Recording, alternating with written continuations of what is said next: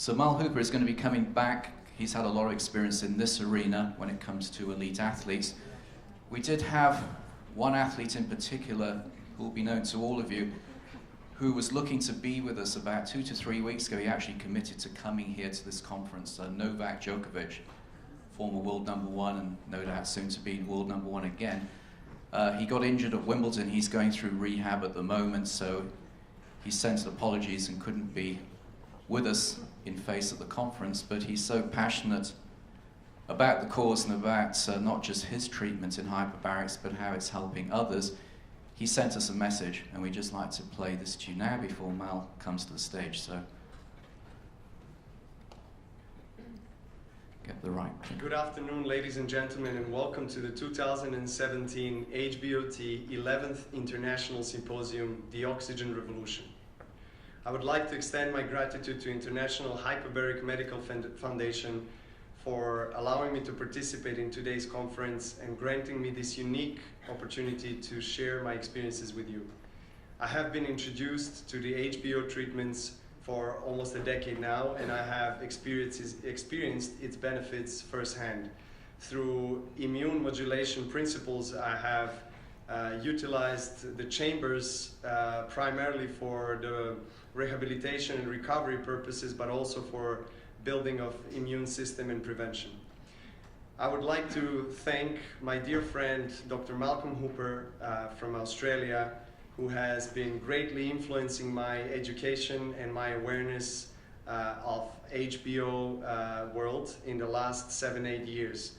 I have witnessed and seen firsthand the drive and the passion that this generous man has, and the good that he has done to so many of his patients over the last 7-8 years with the severe health conditions and diseases. I'm very happy and grateful to be able to speak in front of you today and to humbly participate in a global awareness spreading of HBO and its benefits. And HBO is today and will certainly be one of the pillars of health and well-being for each one of us on this planet. So if I could be of any help, I'm always willing to contribute to the great cause. Thank you so much and have a wonderful day. Well, thank you, Novak, and I'm sure Mal will pass on our appreciation of that introduction and the support he's giving. So now, Mal, if you're ready, here's your clicker. Over to you. Right, thank you. Well, I didn't anticipate that from Novak, but he was very generous. And he is an incredibly gifted, spiritually minded, benevolent, humble person. But he's one of the most attacked people that you can see in the media. It's quite extraordinary within tennis, but he's got a great gift. And over the years, I've had the privilege, as I'm sure many, it's a wonderful endorsement, but there are many practitioners who have extraordinary talent and great success with many, many elite athletes. So what I decided today was to take a slightly different approach to the journey that I've learned over the time. And a lot of these athletes, it's Milos Raonic, a lot of these guys seem to arrive at my door over the journey. And equally, there are many athletes that I've had the privilege of consulting internationally. And also I'm very passionate about rowing. Out of 6 children that we've got, 28 down to 17, nearly 18, 4 of them have rowed for Australia. So there's my oldest boy, Josh, was vice captain of boats of Cambridge. Jordan is my son right down the end. He's a massive mountain of a man. Incredible. Rebecca, the girl at the front on the four, they set a world record under 23. Then Rebecca again. And I must apologise, it looks like I've left out one of my daughters, Rachel, and so I'm in trouble now with the boss who's over here. Right. So what I'm going to do is take a different approach, right? There's a lot of things on the web about hyperbaric and sport. I'm deliberately going to take a different approach. And the reason being is I'm going to lead you on a journey and not talking about tweaking little things and we did this and we took something else and hey presto, you know, some other magic concoction, but I really want to share the principle about what I've observed with hyperbaric and how it fits not only with athletes but certainly with everyday patients, particularly people with chronic disability. A few unique things that we do is one of them is this lower body and also there's the application of upper body intermittent vacuum therapy. And this is a particular device that was developed for lymphedema and circulatory problems. And then they adapted the principle of this suction and releasing approach to assist with lymphatic drainage. So a lot of the elite sporting clubs now buy these particular machines and there's different products that are available.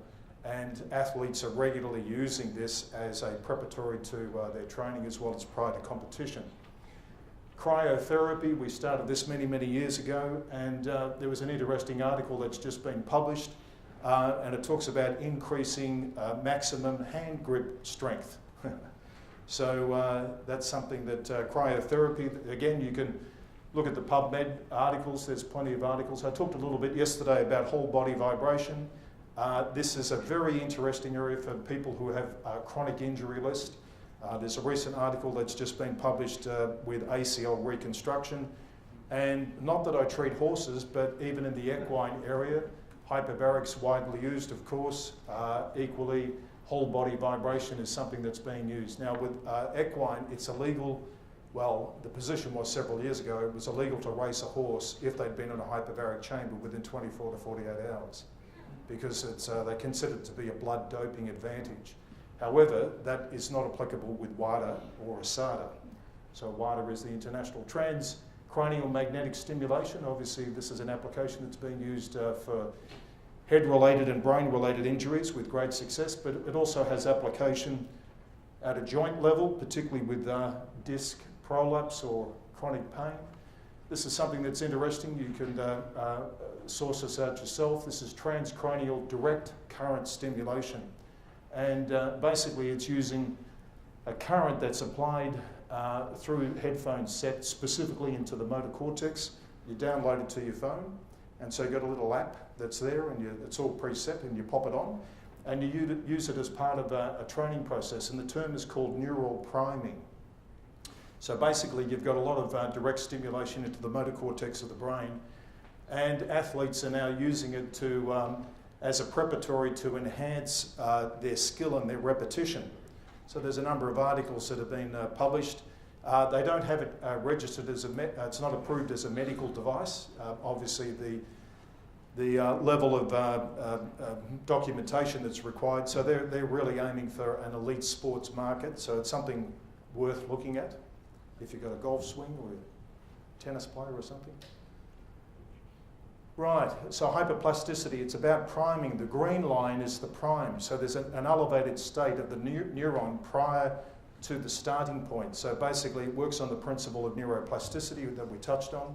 So neuroplasticity and the mind aspect of conditioning is a very big part with elite athletes.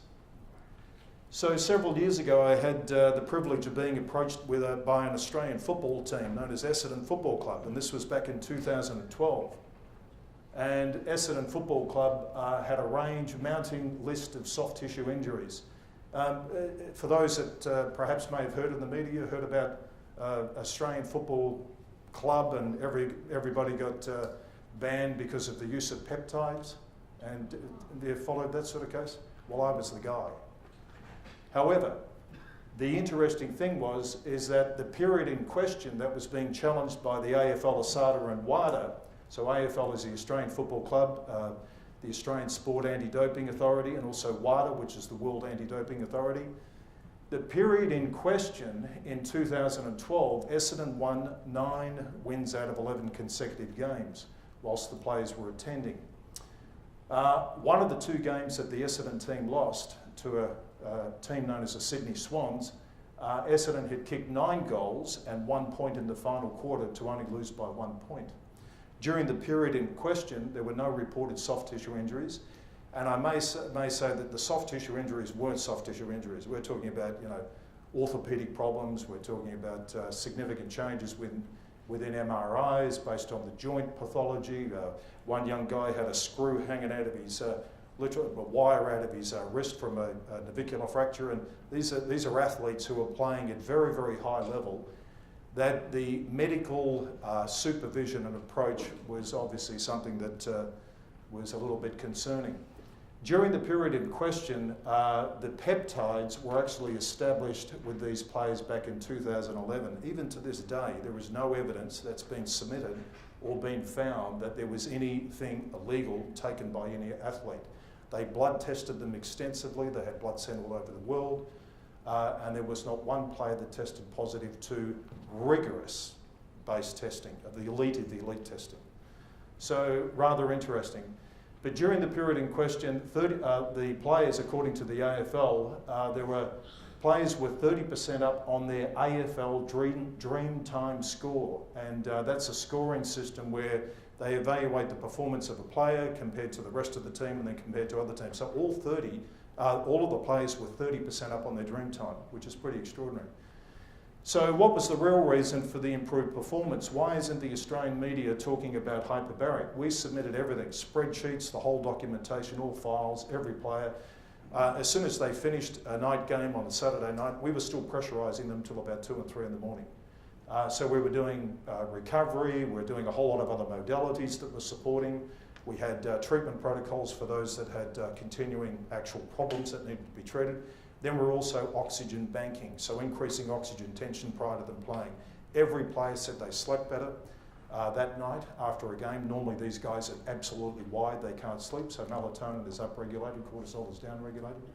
The other interesting thing is that they all said they could run out the full quarters. So if you've got a little GPS, running a little GPS chip on the back of your jumper and you're running around, they can monitor exactly what you're doing. All of them with 30% up on their dream time, and everybody's running out massive amounts of Ks during the game. So, interesting, the ABC, Australian Broadcasting Commission, which is obviously known for their rigorous standards, Four Corners program, I declined to be interviewed because I've done that a few times. Doesn't come off that well. And so my corporate counsel, who some of you might remember from a few years ago, we were at Graham came to the Albuquerque conference, and they interviewed him for about probably 2 hours, because Graham was part of assisting me through the time period with business activities at the time with this particular club. And the interesting thing, they relied on a 30-second grab for the whole story. So the ruling was that there was no other evidence to challenge their circumstantial evidence that it must have been peptides causing the early season outperformance. Well, rest assured, hand on my heart, look you in the back of the eye, I can tell you exactly what it was. It was hyperbaric. So the Wall Street Journal flew in. This was January of 2014 or thereabouts, and decided to interview me. It was probably one of the first times that I got a fair comment. And then in 2016, 4 years after media spin, neither Asada or WADA alleges that any player was given a banned substance at the South Yarra Clinic. I'm the South Yarra Clinic. So in the meantime, they name you, they'll name your clinic in a negative fashion. But anyway, some truthful reporting 4 years later. So we see commonly the benefits of hyperbaric. If you type in for advertised benefits of hyperbaric for sporting, there's a whole array of stuff that comes up. You can, I'm sure you've looked at this previously. So down at the bottom, I asked the question, so why do many athletes feel flat or even come down with flu-like symptoms after hyperbaric? Have you experienced that before? Had an athlete, they do hyperbaric, and then for the next 24, 48 hours, they've got a problem. If you're an elite athlete and you come down with flu symptoms for the next 24 hours, it's a win-loss toss of the dice. And these individuals are on very, very high earning capacity. You don't want to be subjected to that. You may have contributed to some reaction, and all of a sudden you're being confronted with media and legal challenges. At the end of the day, it all comes down to what's in the tank. And the energy in the tank all comes down to the mitochondrial function. So we'll talk a little bit about that. So common denominator with elite athletes is burnout. And so I know we're sort of premising this is elite athletes and they're all fantastically fit. Well, that's not exactly the situation. Many of these elite athletes have a growing list of injury problems that seem to be mounting, and high-end athletes are confronted with a range of metabolic issues due to fatigue, lactic acid, constant travel, preparation, performance, recovery, travel, preparation, performance. It's an endless loop. So if there's diminished oxygenation of the tissue and excessive lactic acid, as we can imagine, we get into an energy-poor environment and the mitochondria wax on the handbrake and basically you're done. So it's more than replacing your coach, more than another mind therapist, more than training harder, and it's more than just taking another supplement. So some of these athletes, the state that they get into, it can be really quite distressing. 2008, the Sydney Morning Herald ran the article about and referred to as lay down Sally. You might remember there was an Olympic, it's during one of the major races at which was at the Athens Olympics, and she just laid out, she just quit. She said, that's it, I'm done. And this was during the final of the race. Now, while she was in the hiatus of taking time out, she, like many athletes who confront this situation, they think of quitting that sport, and many actually do. In particular with young athletes that are sitting around that under 23 age bracket, they literally can go into the abyss. So they're transitioning from being kids into adults, and they're sort of getting to an elite athlete, and if they get an injury, how do we manage these athletes? How do we manage all of the other factors? So there's a term, multi-dimensional cognitive affective syndrome, emotional, physical exhaustion, reduced sense of accomplishment, and sports deprivation. The article goes on, talks about 1 to 10% of the athletes are in burnout. I don't believe that. I think it's considerably higher. So what happens when you burn out? Basically, it's a cytokine storm state. We know about cytokines. There's been a lot of excellent presentations and research, and there's some absolute brilliant geneticists and researchers that are here, considerably beyond myself. The advantage that I bring to the table is I'm a clinician. I'm in the trenches with patients. So I do a lot of reading, but at the end of the day, how do you bolt that together for that next patient or that next kid or that next athlete, and looking at all of the situations that make up their presentation and their performance. So just basically, cytokines orchestrate and modulate the immune system. Pro-inflammatory, anti-inflammatory. Cytokines cross-talk. Cells talk to other cells, mediated in particular by HIFE, and there's a number of other factors. So I had the privilege of meeting Dr. Sam Shaw a number of years ago. He came and presented in Australia, and still to this day, I think it was one of the most excellent presentations that I had the privilege of sitting under. And Sam really disturbed my thinking back in those days. You really got into the head clinically, and I've always been pretty driven about being up to date with information. But you talked about this whole dynamic of what the cytokines are about, and so it's really been a bit of a learning curve for me. And many of these athletes, when you have a look at the symptoms associated with cytokine storm, most of these elite athletes, let alone just every weekend warrior, will start ticking the box repetitively, this one, this one, this one. They've got brain fog and all of these different symptoms. Now this could be an autoimmune illness patient. It could be a person who's had 2 back operations and got chronic pain and sort of fills out the same spreadsheet, which, thank you, I still continue to this day to use your cytokine storm symptom severity sheet. But a lot of athletes fill this out and are in a similar situation, but they're elite and somebody else isn't. So what's the difference? You're still dealing with the human frame condition. So here's somebody who's in a cytokine storm state. Were you observing? No? Have a look around his trousers. So yeah, it's a bit distressing, but he keeps running. These guys work through pain, they'll work through circumstances. These individuals have a killer switch that makes them elite. They are extraordinarily gifted, many of these athletes, and obviously many we know, but it just amazes me how these people persist. This is somebody who's got an induced cytokine storm. Matter of fact, this guy walked past me the other day, just here at the conference, and I was looking at his arms, and anyway, he turned around and I realised it was... Roger Moore died a month ago, so...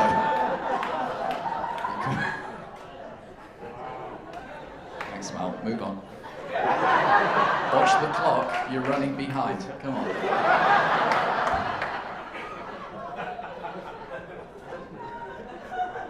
Time waste. I could say something, but I'm not. you want to know why? Because my wife's here.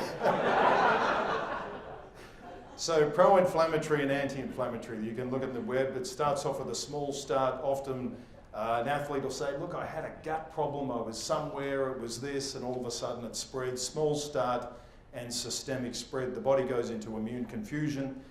As most of you'll know, that with the cytokine storm, the body starts attacking itself, it breaks down, it leads to all sorts of problems. Now this is an athlete.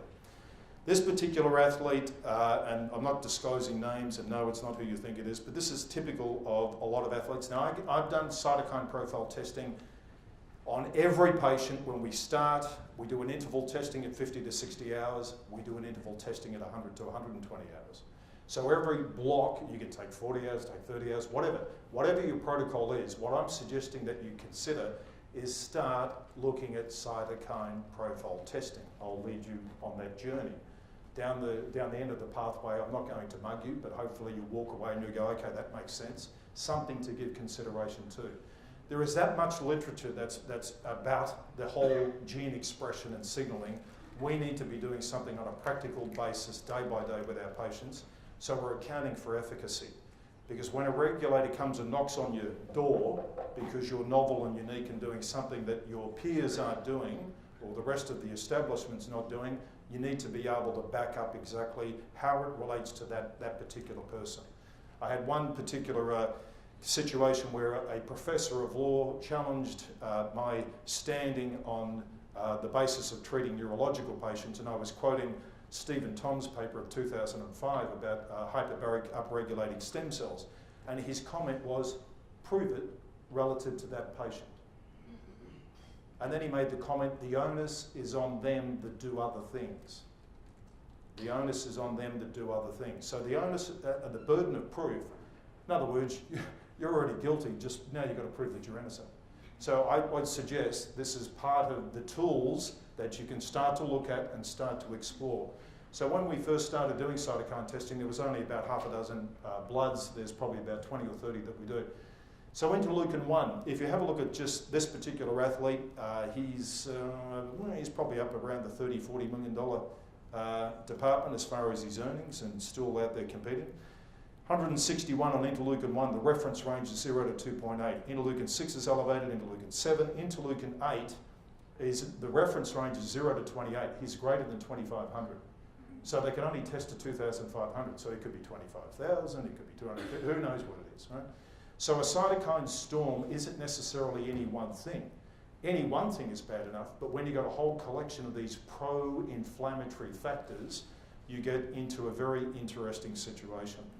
Anti-inflammatory cytokines, obviously he's not dead, so we're going to expect that the body is attempting to modulate, so that typically you will see, if somebody is in an autoimmune state and you're treating a very complex advanced condition, normally the inflammatory are obviously significantly elevated. The anti-inflammatory could be suppressed. They could be well under in their function. This is the same patient. We managed this guy remotely. This is 12 months later. You can see that there's been a big reduction. So if we just go back, look at the interleukin-8 just to pick this one up. Interleukin-8 with interleukin-1 and TNF-Alpha are really interesting markers to look at. The next one to look at, which is not here, we now do S100. S100B is another marker, which I'll talk about. So here, 12 months later, the guy's now managing his diet. He's on a ketogenic diet, which we put every patient on a ketogenic diet, have done for years. Dominic's work is always, as always, inspirational. Thomas Seyfried, inspirational.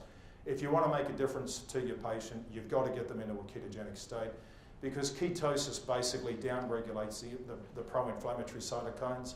The ketosis will upregulate BDNF, so brain-derived neurotropic factors will elevate, and you're putting the person from an inflammatory milieu into a state where their body is in a much more receptive capacity to heal itself. So add the essential fuel of oxygen, and of course you've got a good recipe. So here's the patient 12 months later. You can change the blood fairly significantly. This is another elite athlete. Again, what do we see? Elevated interleukin-1, 7 and 8 in this particular case. Another athlete, this is quite extraordinary. This individual, no, it's not who you might think, but this individual has been very, very successful. Look at the markers, they're just extraordinary. And these guys are playing literally at world level. And you look at this and you go, gee, hang on, this is like a patient who's had a stroke or something else, and this is what their body's doing. So any wonder you stick them in a chamber, and depending on the pressure that you use or depending on what you're doing, you can overcook the patient. Now, I know we refer to oxidative stress, or maybe it's oxygen toxicity. What I'm suggesting is that there may be some other factors to consider, and that is a cytokine washout, which you won't read about in the literature. So some new testing that's in the pipeline. This is as of April 2017, saliva-based testing, and we're right onto this. So you could monitor a patient before and after individual hyperbaric sessions. So just do a buccal swab and you'll come up with some markers. The article talks about interleukin 8, interleukin 6 and TNF-alpha contribute to the pathogenesis of cancer. So these markers are well published and well reported on with very, very complex related disability and disease, yet we're seeing them constantly overexpressed with an athlete. Does that mean that the athlete has got cancer? No. But nobody wakes up with, I think I'll have a stroke today, at 45 years of age, or I think I'll develop diabetes or something else. No, we've been on a journey for a long time where our body's in a cytokine storm state. So we need to look at these markers. Dominic and Thomas Seyfried had this in they've obviously accessed from former articles that have been published, but I thought this would be good to put it in. It's a great article, Cancer is a Metabolic Disease. Just I'm not going to be talking at length about cancer. But if you look at the normal mitochondria, the cristae are basically like little veggie patches. It's amazing, things are growing and developing, and the whole body has an ecosystem that maintains the vitality of the cell. A glioblastoma multiform cell, which you can see on the right, you can see the difference. We lose the intimacy within the cell, and basically the cells become like a septic tank. So if you have a normal aerobic respirating cell of the mitochondria, and if you deplete the respiratory capacity of the cell and the intimacy of that cell to perform its function, the cell goes into a hypoxic state. We all know about that, of course, and there's many experts here. But when that cell's in a hypoxic state, that cell will start pumping out overexpressing inflammatory cytokines. So in particular with endothelial cells, and endothelial cells line all of your blood vessels from your heart right to the end, will overexpress interleukin 8. So if interleukin 8 is being overexpressed right through, you've got systemic inflammation. So what tablet are you going to take? What treatment are you going to do? A bit more physio, a bit this, another crack, something else, and all this other. You've got to look a little bit more globally, but you've got to get back to a cellular level as to how to address these particular conditions. So as we know, everything comes down to the mitochondrial function, which includes athletes. So this article was published in, actually I said it wasn't published, but I've sort of built on it, so I do apologise for that. This was early this year in February, and I used the term oxygen in, garbage out, or a washout effect. And for those who are familiar with the term of the Herxheimer's reaction, perhaps this might actually describe the reaction that you're seeing as what we would call a die-off. Maybe it's not a die-off, maybe it's a cytokine washout. The amount of patients, I've had over 20 years treating, 23 years in hyperbaric, and I've treated every man and their dog, literally, in all sorts of different conditions, and you're always looking for answers, as we all do. There are many patients that come in under the Lyme banner. The testing is equivocal, it's marginal, it's this, it's sort of Mickey Mouse borderline. So in the absence of something, you've got Lyme disease, right? But it doesn't mean that you've got Lyme disease, right? So in the absence of something real, well, we'll say it's Lyme disease. So when you start treating these patients, or you put them on antibiotics and they get sick, right? Oh, well, that's, we'll have to give you another course of this and another course of that.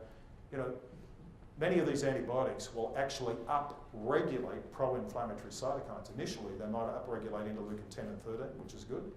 If you've got neuropathic pain, interleukin 4 is fantastic for that. But after, if you're on prolonged antibiotics, you actually re-tip the balance and you put the patient back into a cytokine storm state. Don't believe me? Just test the blood. So when oxygen goes in, the metabolic waste that it has accumulated in the cell is going to be washed out. So oxygen in and garbage comes out. So cytokine landscape changes, appears to change dramatically with progressive hyperbaric. Changes quite dramatically over the time. So depending on the complexity and the chronicity, the biomarkers alter significantly at different stages of the HBO modulation. Why? Does all of the mitochondrial function respond at the same time? This is a question. So just because we put them into a hyperbaric chamber, does it mean that all of the mitochondrial function switches on at the same time? Not really. So maybe there's a progressive unveiling. So at different times, there can be different washout effects that are actually happening. So what is the process of washout of intracellular and extracellular matrix apoptosis with improved cell respiration? Are mitochondrial crystals restored with changing and challenging oxygen tension? So you'll see there it says hyperbaric cyclic protocols. What we do is a little bit different. We don't just get you to pressure and leave you there. Say for instance we're at 1.5 to maybe 1.8. We cycle the patient to depth, then we'll bring them back to say 1.5 over a 15-20 minute period, then take them back down again, then bring them back up. And we actually cycle the patient, right? And we've done this for 20 years. I just thought that's what you did. But you learn this, as Dr. Harsh says, when you're by yourself.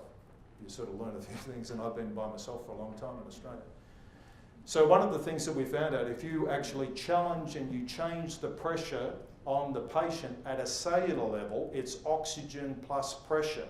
Maybe changing the pressure within the pressure will actually have a clearance effect. So if you're imbibing a change into the cell, what's the cell going to do? Oxygen in, and you pressurize and challenge the cell, it's going to disperse the contents of the cell, I think. Maybe I'm correct, maybe I'm wrong. Anyway, so what does that mean? That means when you retest the blood at say 50 hours, and I could spend quite a few days just showing you literally hundreds, if not thousands, of pre and post cytokine testing. You'll have a patient typically, say when you start, you'll see an overexpression of interleukin-1, maybe interleukin-8 or whatever the marker is. At 50 or 60 hours, you retake the blood, and the markers, some of them will go absolutely off the Richter scale. How's the patient doing? Well, the patient's doing fantastic. And I'm bearing in mind Dr. Paul Harsh's presentation before, but I can only relate to what we've been observing. So what happens is then the third time we retest the blood, those inflammatory markers will drop down dramatically, and we typically see then an overexpression of the anti-inflammatory, which are the reparative gene expression. So the body's into a rebuilding phase. If the person's still continuing with hyperbaric and they're improving and making good functional change, and you continue to retest the blood, different markers come out at different times. And that's what led me to the statement, is there a progressive unveiling of metabolic respiratory disturbance? So if you're treating a spinal cord injured patient and you decide to give somebody oral baclofen, if oral baclofen worked, then why do you need a pump? So if medication works and it's just a one-size-fits-all, hyperbaric isn't either. So if you're treating deep-seated hypoxic, ischemic, and there's cellular breakdown and there's a lot of other cascade of degeneration, you may need different pressures, you may need different challenges within that pressure regime. So a lot of athletes, depending on the profession, eventually you're going to fall off your bike. Tumour necrosis factor alpha, this is very, very interesting. It's a master regulator of human inflammation, associated with chronic pain, arthritis, tendinitis. Elevated TNF-Alpha in the brain hippocampus results in atrophy. So if a person comes in, they're not on well, say they're an elite athlete, we send them off, a lot of them, we'll still do a SPECT scan because of the cytokine storm symptoms that they're presenting. So if you're managing the athlete correctly, other than just giving them a Band-Aid, which anybody else can do, but if you're truly managing an elite or any athlete or any patient, then look at the factors that might be making it up. So if you did a SPECT scan and the occipital lobe or some of these areas of the brain got hyperperfusion, those cells will overexpress pro-inflammatory cytokine that the body's neuroplasticity says is normal. So the body hijacks itself, it's in autoimmune confusion. So if the body's overexpressing a pro-inflammatory cytokine, what are you going to do? How do you change the landscape, for that patient? You've got to look at dietary. You've got to look at antioxidant, based therapies. So I'm not going to go into a lot of all of that, but low-dose naltrexone, metformin, N-acetyl cysteine, high dose, 4 to 6 grams, definitely high dose. Penetrates blood-brain barrier, really clever. Reduces interleukin-1, TNF-alpha, and interleukin-8. Combine it with metformin. There's some good strategies out of there. If you've got patients with a lot of chronic joint problems, MSM, methyl sulfonyl methane, fantastic. Topical DMSO, you know, put a little bit of tiger balm, methyl salicylate, put it onto the area, penetrates into the dermal and is uptaken, and there's good effects. So MSM, as you know, is methyl sulfonyl methane. Also has an anti-inflammatory support, and it's WADA approved. It's not banned. So many of these patients with chronic joint problems actually have elevated TNF-alpha in the joint. TNF-alpha is actually obviously identified in a lot of different cases. Psoriasis, that's down on the bottom left-hand side. Rheumatoid arthritis, as you're probably aware, there are many conditions associated with overexpression of TNF-alpha. Etanercept is an interesting product. It's a TNF-alpha blocker. So for neurological patients, I just put that slide up. You can undertake your own due diligence. There's a paper that was published, hippocampus and TNF-alpha. There's a link. The hippocampus will overexpress TNF-alpha. It will drive pain, depression, and inflammation. Pain, depression, inflammation. It's just a negative cascade that just keeps building and building and building. So depression and chronic pain, obviously a novel and unique method of treating this is to utilise, the article is about using BDNFs. So BDNF, brain-derived neurotropic factor synthesis, will exert an antidepressant and analgesic effect. Why?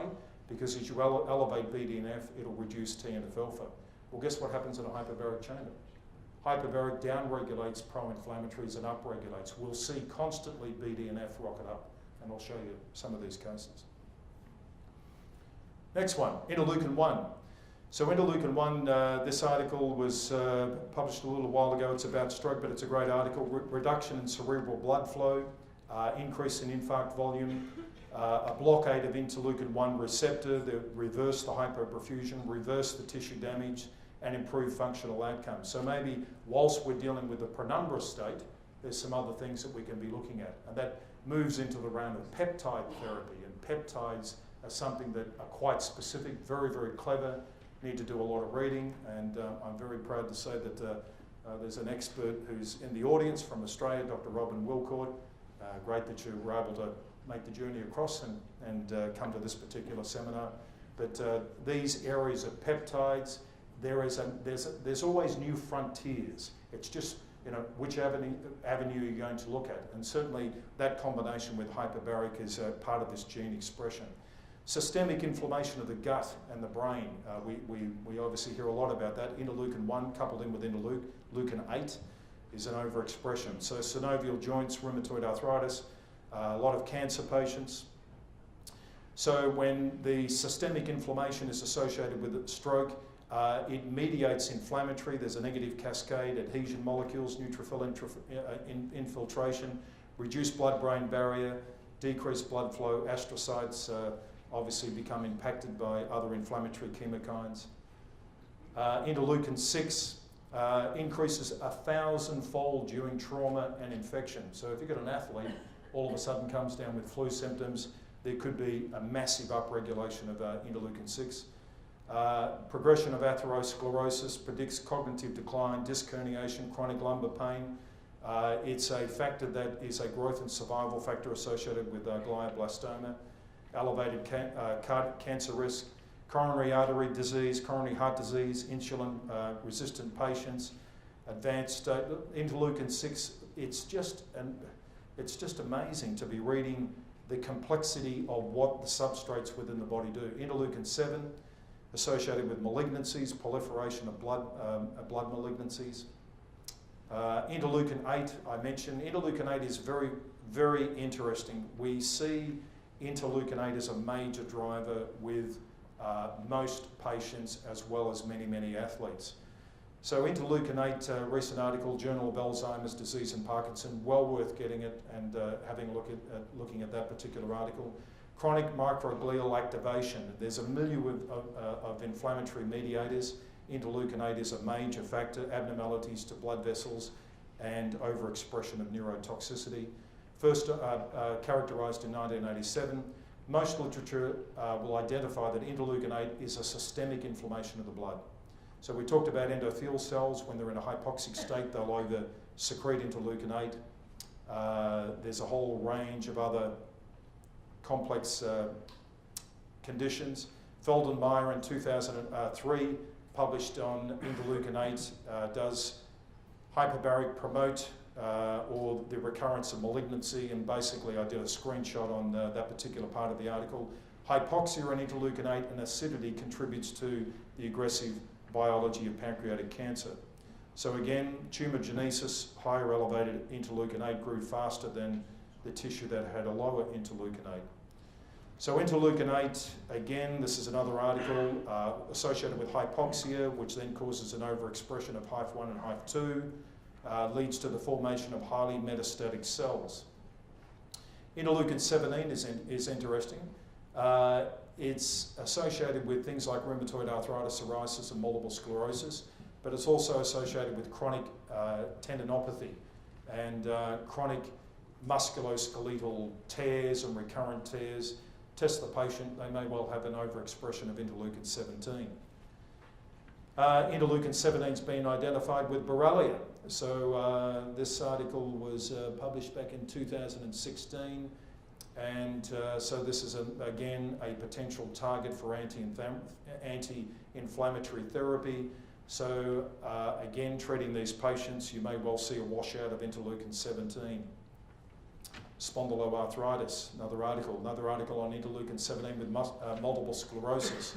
High dose of vitamin D, taken 50,000 international units every 5 days for 12 weeks, there's a marked reduction of interleukin-17.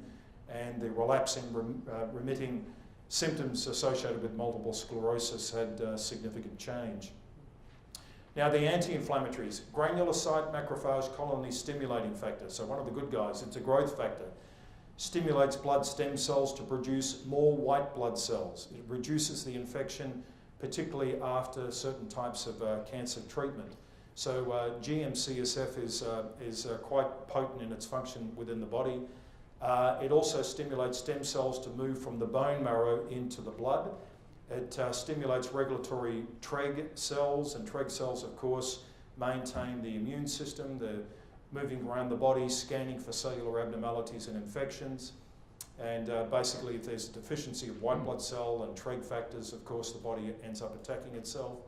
So granulocyte macrophage is considered to be a central regulator of innate immunity. There's a product, a peptide, it's known as Segramostim, and there's, for those that might be interested, Segramostim, they're using it in leukemia patients, pre and post, to enhance the bone stem cell mobilization. So granulocyte macrophage colony stimulating factor, used as an injectable format, has been identified to assist. It reduces inflammation of the central nervous system, slows down mitochondrial degeneration, myotrophic lateral sclerosis, motor neuron disease. So there's a range of things that you can look at there. Interleukin-3 is an anti-inflammatory, stem cell expansion. Interleukin-4, chronic neuropathic, non-resolving neuroinflammation associated with neuropathic pain. The reason I'm showing you all of these, interleukin-10, associated elevates in response to parasitic infections, organ transplant, Crohn's disease. The reason, again, I'm upregulates BDNF, the reason to show you all of this is every one of these markers change when you do hyperbaric. I'm pausing deliberately. It is a powerful message, and we're missing, we all walk away after being weekend warriors doing hyperbaric, get there on Monday morning and go, well, hang on, more of the same. Well, that's pretty boring, you know, and frustrating, unless you're a boring, frustrating person. So, you know, if you're going to be innovative and you're going to be visionary and all the rest of the stuff, you just got to get off the seat of your mind and start looking at these factors. The literature is full of this publication. We have the most incredible tool that's available to us to be able to empower our patients. I was going to talk about hyperbaric and crosstalk, but this one's interesting. In America, you've got this whole gridiron issue. S100B is a marker that you definitely want to look at. It's about disruption of the blood-brain barrier. It's also a marker for a whole bunch of other conditions. Encephalopathy, progressive liquefaction of the brain, degeneration of the brain, S100 is identified. We can only test for S100B. There is a whole family of S100 markers to be looking at. It's a therapeutic target, gliosis. S100B identified with hypoxic, hyperbaric environment, so altitude hypoxia. So if you're doing hypoxic altitude training, it's probably the worst thing you can do. The literature with hypoxic altitude training for athletes says 3 to 4 bouts of 5 to 7 minutes, exposures using 12 down to 10%, then alternating with normobaric duration. So why do we have athletes sleeping in a hypoxic altitude tent? Or doing training where they're sweating and they're dehydrating and they're in a training, hypoxic altitude training environment for an hour or two and they come out totally flogged because they just went into a cytokine storm. What they then do is they then jump on a plane, and of course they're in a hypoxic environment because up at 11,800 metres, at 4,000 metres you're going into a hypoxic chemokine state, and the average Airbus is flying at 35 to 39,000 feet. So they do all that prep, they jump on a plane, they're exhausted by the time they get to the next location. So I'm going to finish off with an athlete who is a little young tacker, 7 years of age, and I put him in this situation because I just want to show you the story, which will just reinforce why we need to be looking at this with really all of our patients. Glioblastoma, midline shift, as you can see, diagnosed in January of this year, and you can see how the ventricle has collapsed. They resection his brain in a month's time, 90% have grown back. They started radiation therapy, and in the radiation therapy, he was listless after each session. The Children's Hospital released him. They gave him potentially just days to weeks to live. The family contacted a physician who's in the States, colleague of Dr. Fogarty, and there was a lot of recommendation about hyperbaric and ketogenic diets and cannabinoids and cytokine blockers. And so we started with this young guy, and this is 87 hours later. You can see a massive improvement and reduction. I'll go back if you want to have another look at that. Pretty amazing, isn't it? There's his bloods when we started on the 1st of March. Look at his interleukin 1, 3,463. The reference range is 2 to 22.8 in an adult. Interleukin 6, interleukin 7, interleukin 8 greater than 2800. TNF-Alpha is elevated, S100B is elevated. Granulocyte macrophage colony stimulating is working hard, as is the others. Have a look at his BDNF down the bottom, it's 33. 106 hours later, look at his markers. Interleukin 1, interleukin 6, interleukin 7, interleukin 8. TNF-alpha is normal. Now S100B is low. Granulocyte macrophage is still working hard, but his BDNFs have rocketed up to 382. So often we're the last hope. We don't need to be the last hope. I think a lot in medicine is lost, and I think we're lost somewhat. So we cling to something because it's easy. It's just pressure and it's oxygen. Why don't we make it interesting? Which is what this collection and this body is about. So hopefully what I've shared today is just another tool that you can add to your armament and start looking at these markers. Why? Because the onus is on them to do other things.